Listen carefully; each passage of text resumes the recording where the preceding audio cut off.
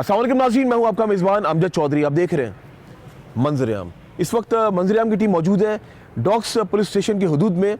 एक ऐसा वाक़या रोनुमा हुआ कराची में। माजी में बेशुमार प्रोग्राम्स मैंने ऐसे किए, लेकिन ये थोड़ा सा मुनफरिद है। मुनफरिद ऐसे है कि अपने ही आशना ने पहले अपनी महबूबा को मारा, महबूबा को मारने के बाद उसके तीनों बच्चों को भी मार दिया। लोग किस तरफ जा रहे हैं? आशिकी करनी है, लेकिन क्या आशिकी में यह कहा जाता है कि अपने ही आशिक को मौत के घाट उतार दो? छोटे छोटे बच्चे, मासूम बच्चे, पहले उस औरत ने अपना घर खराब किया, घर खराब करने के साथ साथ ना बच्चे बचे ना खुद बची। क्या है उसके हाथ में? कुछ भी नहीं। आज इस तमाम तर मौजू पे हम लोग बात करेंगे। हम लोग सिटी कोर्ट भी जाएंगे, वहाँ पे वकील साहब से भी पूछेंगे कि माशरे में नासूर क्यों फैल रहा है। रहिए आप लोग हमारे साथ, मंजर-ए-आम जारी है। जी नाज़रीन, इस वक्त मैं मौजूद हूँ डॉक्स पुलिस स्टेशन में। उस कातिल के साथ मौजूद हूँ जिसने बेदर्दी के साथ अपनी ही महबूबा और उसके 3 बच्चों को मौत के घाट उतार दिया। माजी में बेशुमार प्रोग्राम्स इस किस्म के मैंने किए। समझ से बालातर है, पसंद भी करते हैं, मोहब्बत का इजहार भी करते हैं, बेदर्दी के साथ मारते भी आखिर में। आइए उस कातिल के साथ मैं मौजूद हूँ, उससे बात करते हैं। क्या नाम है तुम्हारा? मसरूर से। मसरूर, मुझे पहले तो ये बताओ क्या काम करते हो तुम? मैं गारमेंट्स में हूँ। गारमेंट्स का काम करते हो? कहाँ पे, कोई फैक्ट्री में काम करते हो या अपनी दुकान है? नहीं, लांडी में कंपनी में जॉब करता हूँ। शादीशुदा हो? जी। कितने बच्चे हैं? 4 बच्चे। 4 बच्चे हैं। बच्चों की उम्र क्या है? बच्चों की उम्र 4 से 10 तक के बीच ही है। अच्छा, दोनों जो बेटियाँ थी वो कितने साल की थी? जो मेरी पहली बेटी है छोटी वाली, फिर बेटा है, फिर अच्छा। बेटी है, फिर बेटा ऐसे। और जिनका तुमने 3 बच्चों का कत्ल किया वो कितनी उम्र के? वो 11 से 14 के बीच में। तुम्हें ज़हन में ये ख्याल नहीं आया कि मेरे भी बच्चे हैं, उनकी झलक उन बच्चों में नजर नहीं आई मारते हुए? मारा किस चीज़ से था? वो जो गोश्त काटने वाला वो था, बोगदा, उससे मारा था। टोका। बिल्कुल ख्याल नहीं है। टोका उठाया जिस तरह, क्या समझा कि सामने क्या बकरा ज़िबा कर रहे हो, बकरे का गोश्त बना रहे हो क्या? ये समझ में नहीं। वो जान है, जानदार चीज़ है। नहीं, उस वक्त मैं ज़हनी तौर पर बिल्कुल बदहवास सा हो गया था। जुनूनी कैफियत बिल्कुल ऐसी थी कि कुछ समझ में नहीं आ रहा था कि बस जो एक ऐसा लगा था जैसे कोई डायरेक्शन दे रहा है मुझे और बस मैं वो किए जा रहा हूँ। कौन डायरेक्शन दे रहा था?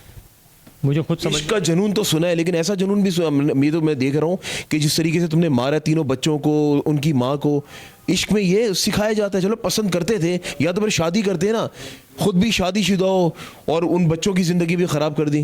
क्या तुम्हारी बेगम को पता है कि तुम पसंद करते हो बाहर किसी को? उनको मालूम पड़ा था बीच में। कितने अरसे से तुम्हारा ये सारे मामला चल रहे? ये करीबन कोई 2 से 3 साल तक। ये कहाँ मिली थी तुम्हें? ये तो जहाँ हम रिहाइश पजीर थे वहीं ये भी रहने के लिए आए थे। तो उसके 2-3 साल के बाद इनसे जो है ना वो अलग सेलेक्ट हुई थी।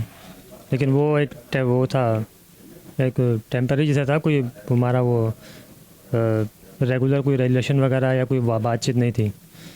आफ्टर डिवोर्स इनके, उसके बाद मेरे इनसे रिलेशन जो है थोड़े से बढ़ने शुरू हुए थे। अच्छा, जब उसकी डाइवोर्स हुई थी तो वो तमाम तर चीज़ें तुम्हारे सामने हुई थी?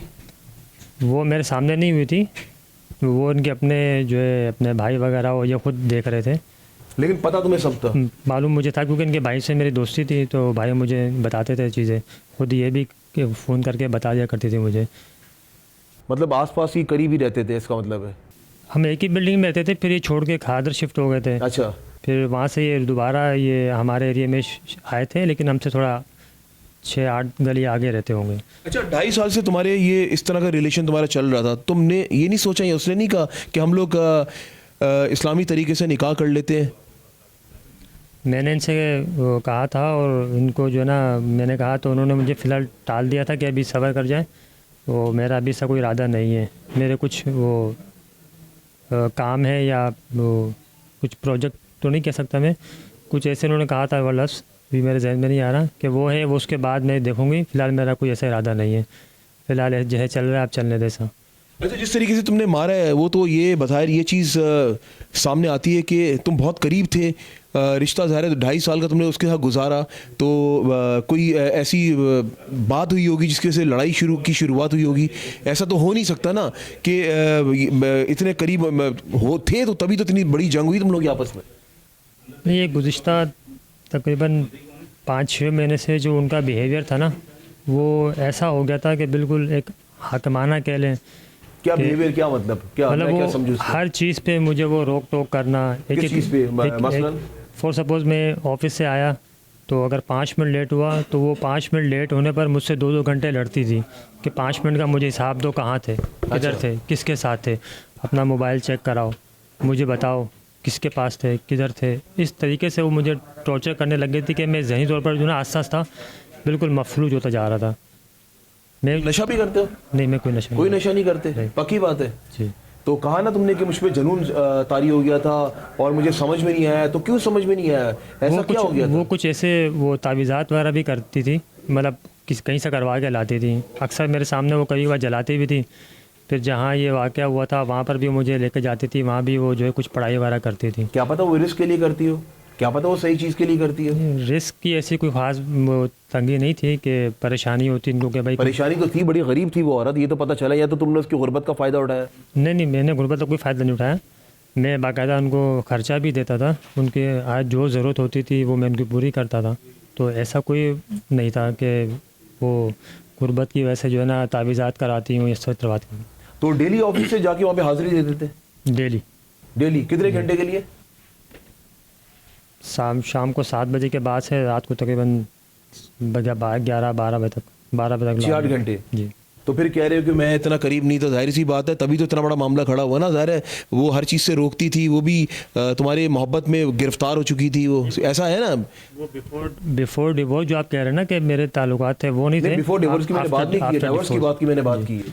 आफ्टर डाइवोर्स जो मेरे उनसे आस्ता आस्ता ताल्लुकात, मतलब एकदम से मैं इतने क्लोज नहीं आया था उनके, डे बाय डे जो है ना वो महीने बाई महीने में इनके करीब आता गया। तो उसने कभी कहा नहीं कि हम लोग निकाह कर लेते हैं? मैंने उनसे खुद कहा था कि हम जो ना निकाह कर लेते हैं, तो उन्होंने कहते हैं फ़िलहाल मेरा ऐसा कोई इरादा नहीं है, अभी जैसे चल रहा है चल लेते हैं। मना कर दिया मुझे। उन्होंने मुझे ये कहा कि आपके मुझ पे एहसानात हैं, इसका मतलब ये नहीं कि आप मुझे आप मुझे जो बोलोगे तो मैं फ़ौरन हाँ कर दूँगी। मेरे अपने कुछ काम वगैरह हैं वो मेरे कंप्लीट हो जाएं तो फिर मैं जो है ना इस बारे में सोचूंगी। अच्छा देखो, तुम्हारी लड़ाई जो थी उस अब तो तुम्हारी महबूबा के साथ थी जिसको पसंद करते थे, बच्चों का क्या कसूर था? चलो एक मिसाल दे रहा हूँ, उसको मार दिया तो तीनों बच्चों ने क्या किया था? सर बच्चों का कोई कसूर नहीं था, बच्चे मुझसे बहुत अटैच थे। तभी मारा? मैं भी उनसे मोहब्बत करता बेदर्दी के साथ? नहीं सर, बात हल्की सी सुई चुभे ना तो हमारा पूरा जिस्म में दर्द शुरू हो जाता है। तुम्हें बिल्कुल अपने बच्चे नजर नहीं है जो तुम्हारे सगे बच्चे उनकी शक्ल में? मैं आपको उस वक्त अपनी कैफियत बयान नहीं कर सकता कि उस वक्त मुझ पर क्या कैफियत तारी हो गई थी, कि बस मुझे ऐसा लगता था कि वो मुझे डायरेक्शन दे रहा है कि अब ये करो ये करो ये करो। किस टाइम तुमने कार्रवाई की है? ये रात तकरीबन कोई 11-12 का टाइम होगा। 11-12 लोग जाग रहे होते हैं, कराची में रहते हैं लोग तो यहाँ पे देर से सोते हैं। जब 11-12 बजे तुमने उनको मारना शुरू किया होगा तो आसपास के जो इलाके हैं, क्योंकि ऐसे जो इलाके होते हैं पड़ोसी तो फ़ौरन आ जाते हैं दरवाजे पे, तो कोई आया नहीं जब चीखों पुकार रही होगी? नहीं, वो जो माय कराची का एरिया है वो बिल्कुल शमशान है, वहाँ किसी का आना जाना नहीं है। बाहर आवाज़ कोई आसपास नहीं रहता? नहीं, आसपास कोई रिहाइश नहीं है किसी की। मेन रोड है, मेन रोड से काफ़ी आगे झाड़ियाँ वगैरह। शुरुआत किससे की थी? पहले वो खातून को मारा। खातून का मारा था, और वो जब दम तोड़ गई फिर बच्चों को मारना शुरू किया? फिर बच्चे घर पे थे। अच्छा, फिर मैं घर पे गया, बच्चों को लेकर आया। अच्छा, बच्चे घर पर थे? जी। तो इसको किस जगह पे मारा? इनको वहीं जहाँ पे ये पढ़ने के लिए कभी मैं महीने में 2 महीने एक बार 2 बार जाती थी ना मेरे साथ। हाँ, अच्छा, ये वहाँ पर मारा है? जी, जहाँ ये पढ़ने जाती थी, वो ताबीज़ के लिए बोल जी जी, वो वजीफा कुछ वज़ाइफ वगैरह करते। नहीं, वहाँ कोई भी नहीं था। सही। फिर बच्चों को उठाकर घर पर लेकर आए? बच्चे घर पर ही थे, हम दोनों पहले गए थे। अच्छा। फिर जब उनको मैंने मार के वहाँ गड्ढे में डाल दिया, उसके बाद फिर मैं जो है वो घर आया। तो उसको कहाँ मारा? उसको वहीं मार दिया? खातून को वहीं मार के उनको मैंने आगे ये तुम्हारे अकेले का तो काम नहीं लग रहा है, तो मतलब उसको उठा के किस तरह लेकर गए हो, कैसे? नहीं, मैं उनको घसीट के ले गया था वहाँ से। कोई और मुलविस तो नहीं इसमें? नहीं, कोई और मुलविस नहीं है। उसके बाद तुम घर गए, 3 बच्चों को फिर तुमने उठा के वहाँ लेकर आए, क्या बोल कर लाए घर पे? उनको ये बोला कि मम्मा वहाँ पार्क के पास वेट कर रही है। अच्छा। तो हम लोग जो है ना जाएंगे घूमने के लिए। अच्छा, मुझे ये बताओ कि बच्चों को सामने तीनों को सामने एक दूसरे के मारा? नहीं नहीं, वो देख नहीं पा रहे एक दूसरे को। कैसे नहीं देख पा रहे थे? रात का टाइम है। रात का अंधेरा था और झाड़ियाँ थी वहाँ पे ना। हाँ, तो आवाज़ तो जारी होगी। आवाज़ आई थी तो बच्चे उठे तो उनको मैंने। ये रहम इंसान, अगर हम भी घर में जानवर ज़िबा करते हैं ना कुर्बानी पे, तो हम भी एक जानवर को छुपा देते हैं कि दूसरा जानवर ना देख ले। ये तो हमारे इस्लाम के अंदर भी है। और सामने तीनों बच्चे मौजूद है, तुम उनको धड़ाधड़ मारी जा रहे हो। वो जब टोके से तुमने मारा होगा, वो चिल्लाए होंगे, वो चीखे होंगे, उन्होंने कहा, तुम क्या कहते थे? वो क्या पुकारते कहते हो तुम्हें बच्चे? वो अंकल कहते थे। अंकल कहते थे। जब बच्चों ने अंकल कहा होगा तो तुम्हारा दिल नहीं एकदम से सॉफ्ट हुआ होगा? अब तुम कह रहे हो मुझ पे जिन आ गया था। वो कौन सा जिन था तुम्हारे अंदर? मुझे उस वक्त बिल्कुल समझ में नहीं आ रही थी कि बस मैं अपने उसमें लगा हुआ था कि बस मुझे ये काम करना है, बस किसी सूरत कुछ भी हो जाए। कोई तो वजह हुई होगी ना जो तुमने ये सोचा, कोई वजह हुई होगी ना। ये थोड़ी कि वो अभी यहाँ पे तो कितने लोग आशिक घूम रहे हैं जिनकी महबूबाएं पूछती हैं कहाँ थे, किधर थे, फ़ोन किससे बात कर रहे थे। ये तो एक नॉर्मल सी बात है। इस बात पे तो नहीं इंसान मारता। ये तो ऐसा लग रहा है कि मामला कुछ और था जिसकी वजह से तुमने मारा। नहीं, ऐसा कोई मामला नहीं था ना, मुझसे उनको वो था। बस ये कुछ तावीज़ात का असर कह लें, कुछ वो दूसरे मामला जो चल रहे थे मेरे के, बस पाबंदी पे पाबंदी लगाना, बात बात पे टोकना, लड़ना झगड़ना, हर चीज़ को इतना बढ़ा चढ़ा देना कि आप ज़हनी तौर पर बिल्कुल जो है ना वो पैरालाइज हो जाते कि बस अब समझ में नहीं आया क्या करूं क्या ना करूं। पुलिस ने किस तरह तुम्हें पकड़ा? किस तरह तुम पुलिस की कब्जे में आए? मैं गया हुआ था तो वापसी आया तो एक घर के नीचे वो सिविल ड्रेस में खड़े हुए थे, तो उन्होंने नाम वगैरह पूछा। अच्छा। फिर वो मुझे अपने साथ ले गए। अच्छा, तो फिर तुमने किस तरह बताया कि हाँ हाँ मैं ही कातिल हूँ? कैसा बताया? ऐसे आराम से तो नहीं बताया होगा। नहीं, वहाँ उन्होंने मुझसे पूछा कि फलां को जानते हो, आप कैसे जानते हो, पूरा उन्होंने मुझसे डिटेल पूछी। सही है। फिर उन्होंने मुझसे पूछा कि भाई आप जो है ना उनको पता है कि उनको ऐसा हो गया है, तो आपने किया, आप इन्वॉल्व हो या नहीं, सही से बताओ। तो मैंने उनको बिल्कुल डायरेक्टली सही बता दिया। डायरेक्ट बता दिया था कि मैं नहीं मारे? तो तुम्हें पता था कि बाद में तुम हवालात में होगे, फिर जेल काटोगे और 302 में अंदर हो? पता था सारे मामला? मैं सर आपसे कहा कि मैं बिल्कुल अपने उसमें नहीं था। मैं जब अभी तो होश में लग रहे हो। अभी तो सारे चारों तबक रोशन कर दिए होंगे तुम्हारे, जब तुमसे तफ्तीश की होगी मजीद। इतनी बड़ी 5 दिन का रिमांड पुलिस को मिला अदालत से। जी ऐसे ही है। जी सर। नदामत हो रही है कि तुमने इतना बड़ा स्टेप उठा लिया, 4 लोगों को मार दिया, ठीक है? उनका कितनी खुशियां थी, माँ को कितना बच्चों से प्यार होगा। तुम्हारे इश्क के चक्कर में माँ भी गई। मैं तो यही कहूँगा कि इन दोनों के चक्करों में तीनों बच्चों की ज़िंदगी बर्बाद होगी। तीनों बच्चे दुनिया से रुखसत हो गए। उन्होंने अभी देखा ही किया था। कितनी उसमें जो बेटे कितने थे उसके, बेटियाँ कितनी थी? के 2 बेटे 1 बेटी। 2 बेटे, और बेटी जो थी बड़ी थी? वो बेटी बड़ी थी। देखो तुम्हें कितने प्यार से वो अंकल कहते होंगे। तुमने वो अंकल के नाम की, उस लफ्ज़ की भी तुमने लाज नहीं रखी। तुमने बेदर्दी के साथ उनको मार दिया। उनकी चीखें पुकार आराम से जान तो नहीं निकली होगी। मैंने कहा ना, सुई हमें चुभ जाए तो हम लोग चीख मारते हैं। दर्द होती है जिस्म में, पूरे जिस्म में दर्द होती है। और टोके से मारना, टोका कहाँ मारा था तुमने? सर पे? कहाँ मारा था जिस्म पे? सर पे और गर्दन के साथ। अभी रोने का क्या फ़ायदा? अभी तुम्हारी आंखों में आंसू भरा है, ठीक है? अब तुम में जिन क्यों नहीं? अब ये सामने पुलिस मौजूद है, मीडिया वाले मौजूद, अभी भी तो यहाँ पे जिन है ना, मार दो हम सबको भी। फिर यहाँ पे इस तरह ही करो, फिर जो जनूनी इंसान है सबको मारता फिरेगा क्या? ये तो हल नहीं है ना इसका। अगर तुम्हें ज़्यादा प्रॉब्लम थी, तुम जाते किसी माहिर नफ्सियात के पास। माहिर नफ्सियात का तो पता है ना तुम्हें, क्या तुम्हारी तालीम क्या है? इंटर किया हुआ तुमने, और तुम्हें ये नहीं पता कि इंटर करने के बाद के माहिर नफ्सियात किस चीज़ के लिए बैठे हैं। जब तुम्हें पता था तुम्हारी हालत ऐसी नासाज हो गई है, तुम दिमागी तौर पे तुम सही नहीं हो, तुम चले आते वहाँ पे माहिर नफ्सियात के पास। वो इसीलिए बैठे हुए ना, क्या पता शायद उन 4 बच्चों की ज़िंदगी बच जाती। सर बस वो उन्होंने मुझे इतना अंडर प्रेशर करके रखा हुआ था। मैंने उनको बीच में कहा भी था। वो अंडर प्रेशर तो खातून ने चलो किया ना, वो बच्चों का क्या कसूर था? ऐसा क्या वक्त आ गया था जो तुमने 3 बच्चों को भी मार दिया? मामला अभी भी कुछ और है, मामला कुछ और है। नहीं सर, यही मामला था उस वक्त। मैं आपसे कहा ना कि मैं अपने होश आवाज़ बिल्कुल खो बैठा था, कि मैं बस चाहता था कि बस सब चीज़ें ख़त्म कर दूँ मैं। अच्छा चलो ठीक है, ये तो तुम्हारे निकाह में शामिल नहीं थी। जो औरत तुम्हारे निकाह में शामिल थी, क्या वो तुमसे पूछती नहीं थी कि 6 से लेके अभी जिस तरह तुमने बताया कि वो पूछती है कि किससे बात कर रहे थे, इतना लेट क्यों हुए, 5 मिनट कहाँ रह गए? जो तुम्हारे निकाह में शामिल है, क्या वो नहीं पूछती थी? वो पूछती थी, उनसे कहता था कि मैं ऑफिस में काम है जिसकी वजह से मैं वहाँ पर डेली रुकता हूँ।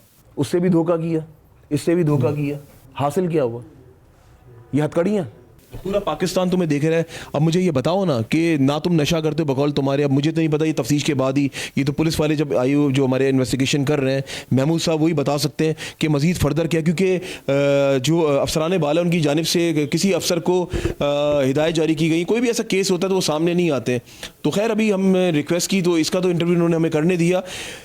करने का मकसद ये है नाज़रीन के मंज़र-ए-आम आज अब आपको दिखा रहे हैं कि माशरे के अंदर ये जो नासूर फैलता हुआ जा रहा है उसकी बड़ी वजह क्या है, ग्रास रूट पे बैठ के हमें सोचने की ज़रूरत है। अभी मैं जाऊँगा हाई कोर्ट भी जाऊँगा, वहाँ पे वकील साहब से पूछूंगा कि वजूहत क्या है, क्योंकि डेली बेसिस पे अगर बात की जाए ना इस किस्म के केसेस बहुत ज़्यादा रोनुमा हो रहे हैं। या हम इसको कह सकते हैं कि माशरे में शायद सोशल मीडिया है या कुछ ऐसे ड्रामाज हमारे बन रहे हैं, वो देखा देखी हम लोग ये सारे काम कर रहे होते हैं। अभी देखिए ना, गुलशन इकबाल में एक प्रोग्राम किया मैंने, बाप ने बेटे के साथ मिलकर अपनी बहू को मार दिया, अपनी बेगम को मार दिया, अपनी बेटी को मार दिया। ये हम किस तरफ जा रहे हैं, जबकि वो खाते पीते लोग थे, अच्छे घराने से ताल्लुक़ रखते थे। जब मैं उस जगह पे प्रोग्राम मैंने किया, वो आप लोगों ने भी देखा, मैं तो खुद हैरान सा हो गया कि इतनी अच्छी लेविश लाइफ ये लोग गुजार रहे हैं, क्या ये लोग इस तरह की ज़िंदगी गुजारते हुए ये लोग इस किस्म का काम कर रहे हैं, तो फिर ऐसे लोग फिर क्या करेंगे? फिर ऐसे लोग तो मैं कहूँगा कि जब वो कर सकते हैं फिर तो ये हमें हैरान होने की ज़रूरत ही नहीं है। जबकि ये शख्स भी इंटरमीडिएट है, इंटर किया हुआ है इसने, इतनी तो सोच ये भी रखता है। अभी जिस तरह मैंने मिसाल दी ना कि हम जब कुर्बानी पे जानवर ज़िबा करते हैं तो दूसरे जानवर का हम जो है वो थोड़ी देर के लिए कहीं और रख देते ताकि वो सामने ना देखे छुरी फिरते हुए, लेकिन यहाँ पे तो सामने टोके से वहाँ पे मार रहा है। किस तरह वो चीखे होंगे, वो पुकारे होंगे, वो रात का लम्हा, वो लम्हात किस किस्म के होंगे उसमें। मैं तो ये कह रहा हूँ कि उस टाइम शायद फर्श भी हिल गया होगा, अर्श भी हिल गया होगा, जिस तरीके से उसने वहाँ पे उन लोगों को मारा है। अच्छा, जब इन सबको मार दिया, चलो ठीक है, उसकी लाश घसीटते हुए तुमने गड्ढे में फेंक दी, इन तीनों बच्चों की लाशों को तुम कहाँ लेकर गए? वहीं उसी गड्ढे में उनको एक करके मैंने वो किया था। अच्छा, उसी गड्ढे में? जी। और फिर पुलिस को तुमने जाके बताया कि लाशें वहाँ पड़ी हुई हैं? नहीं, मैंने नहीं बताया, उनको कहीं और से पता चला था। कहीं और से पता चला? जी। अच्छा, मुझे ये बताओगे कि ये कितना शर्मिंदा हो? सर, इसकी कोई लिमिट ही नहीं है। मैं समझ ज़िंदा लाश हूँ, एक और कुछ नहीं। मुझे लास्ट में ये बताओ कि तुम क्या चाहते हो कि देखो अभी तुम जेल तो जा रहे हो, क्या तुम्हारे साथ भी ऐसा होना चाहिए कि तुम्हें भी इस तरह टोके से मारा जाए बीच चौराहे पे, बीच वहाँ पे आवाम के सामने, पाकिस्तानी आवाम के सामने, ताकि कोई इस तरह किसी को बेदर्दी से नहीं मारे? गोया एक शख्स का कत्ल करना पूरी इंसानियत के कत्ल करने के मुतरादिफ है। पता है ये बात तुम्हें? तुमने 4 लोगों को कत्ल किए। जी। कोई लास्ट कुछ कहना चाहोगे, इबरत का निशाना किसी को बनाना चाहोगे कि मैंने ऐसा कर ली है, जो लोग और करने का सोच रहे हो उनको कोई पैगाम देना चाहोगे? भाई यही पैगाम दूंगा कि जो गलतियां मैंने की हैं, अगर आपको कोई भी इस तरह का ब्लैकमेल कर रहा है या कोई भी ऐसी चीज़ है तो अपने बड़ों से एक बार ज़रूर डिस्कस कर ले। इस मामले को किसी सही तरीके से सही प्लेटफॉर्म पे हल कर ले, ना कि ख़ुद से जो है ना कानून या कोई ऐसा काम करें जिससे आपको ज़िंदगी और पछतावा हो। चलो एक बात मैं तुम्हारी तस्दीक करता चलो, this is not called blackmail. ये ब्लैकमेल नहीं था, वो उसकी मोहब्बत थी। अब वो तुम्हारा, तुम जानो वो जाने, मामला कुछ और लग सकता है, क्योंकि जिस तरह ये बता रहा है कि सिर्फ वो टाइम पे देर से क्यों आया है, ये मामला मेरी तो समझ में नहीं आ रहा। 14 साल सहाफ़त का तजुर्बा रखता हूँ, मुझे तो ये बात हज़म नहीं हो रही है। मामला अब ये पुलिस को ही बता सकता है क्या मामला था क्या नहीं है, लेकिन आपके सामने मौजूद है ये वो चेहरा जिसने बेदर्दी के साथ 3 बच्चों को और एक खातून को मारा है। सवाल ये बनता है कि आने वाले वक्तों में क्या हमारे माशरे में ये जो नासूर फैलता हुआ जा रहा है, ये नासूर रुक जाएगा नहीं रुक जाएगा? मैं ह्यूमन राइट्स के इदारों से मैं रिक्वेस्ट करता हूँ कि खुदा आप लोग आगे बढ़ चढ़ कर पार्टिसिपेट करें, आप लोग जाके लोगों का अवेयरनेस दें, ऐसे लोगों का अवेयरनेस दें कि अगर कोई ऐसा मुश्किल वक्त आ जाए, जहन में होता है ना इंसान समटाइम्स टेंशन में आके, स्ट्रेस में आके इंसान परेशान हो जाता, कुछ समझ में नहीं आता, तो माहिर नफ्सियात के पास जाओ। किस लिए बैठे हुए? एक हम लोग भी सही नहीं है हमारे माशरे में ना। मैंने जिस तरह पहले कहा, हम लोग खुद कहते हो तो पागल खाने, पागल हो गया, पागल डॉक्टर के पास जा रहे हैं। हमें लोगों को बल्कि अप्रिशिएट करना चाहिए। अगर कोई जहनी कोई मसला हो गया है ना तो वो डॉक्टर के पास जाए, माहिर नफ्सियात के पास, उसे अप्रिशिएट करना चाहिए, ताकि इस तरह और हमारे 4 जो 3 बच्चे और एक खातून का जो जिस तरह बेदर्दी से मारा है वो शायद बच जाए मुस्तकबिल में। रहिए आप लोग हमारे साथ, आज दर्दनाक कहानी पे आज हम लोग प्रोग्राम कर रहे हैं और मंजर-ए-आम आपको दिखा रहे हैं। रहिए आप लोग हमारे साथ, मंजर-ए-आम जारी।